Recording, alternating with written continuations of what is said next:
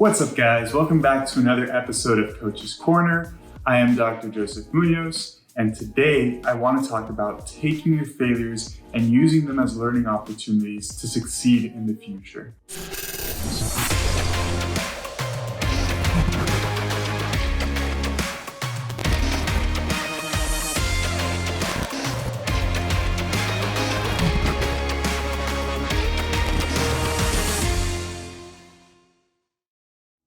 And of course, I'm going to be referring this to diet and exercise because, hey, we are a diet and exercise focused page.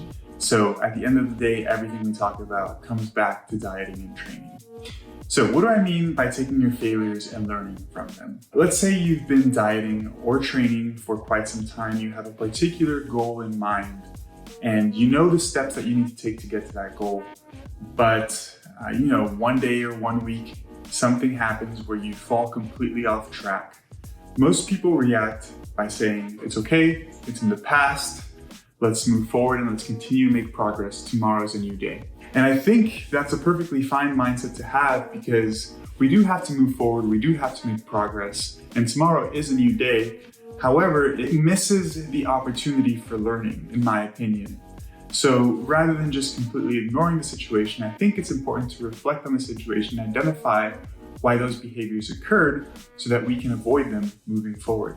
So I want to share with you a personal story that happened recently with one of my clients and how we addressed it and used the situation to learn from it. So I was working with a client recently who shared with me that on a particular Saturday night, he binged on brownies essentially. And he did track his calories and he overconsumed by 2,000 calories.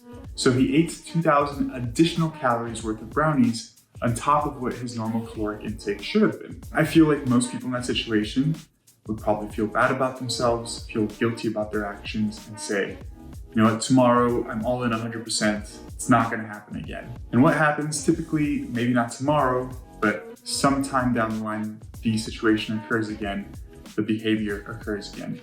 And I think it's because we miss the opportunity to reflect and learn from the previous times it occurs.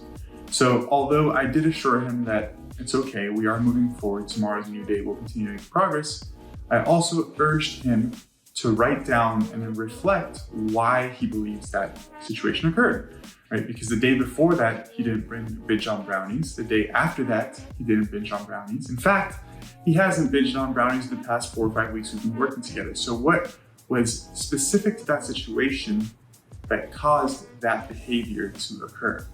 So of course, you might not be able to identify the particular reason. You might not even know the particular reason. But taking time, 5, 10, 15 minutes of some deep thoughts of why you behaved in that particular fashion, writing down those reasons, and then following that, writing down how you can avoid that situation or that behavior moving forward. So writing a detailed game plan, how you can improve your reaction to the particular situation is an incredible tool, in my opinion, to help learn from that experience. So anytime you have an experience where you may consider it a failure or a failure to adhere to your plan, don't. I urge you to critically think about the situation, think why it occurred, and come up with a game plan to avoid that situation in the future. That way, not only did you learn from the situation, but you can also prevent it from occurring again.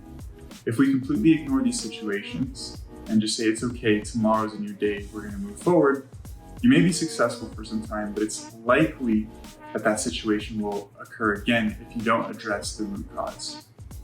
So a simple activity like critical thinking and writing down why you think that behavior occurred is a great start.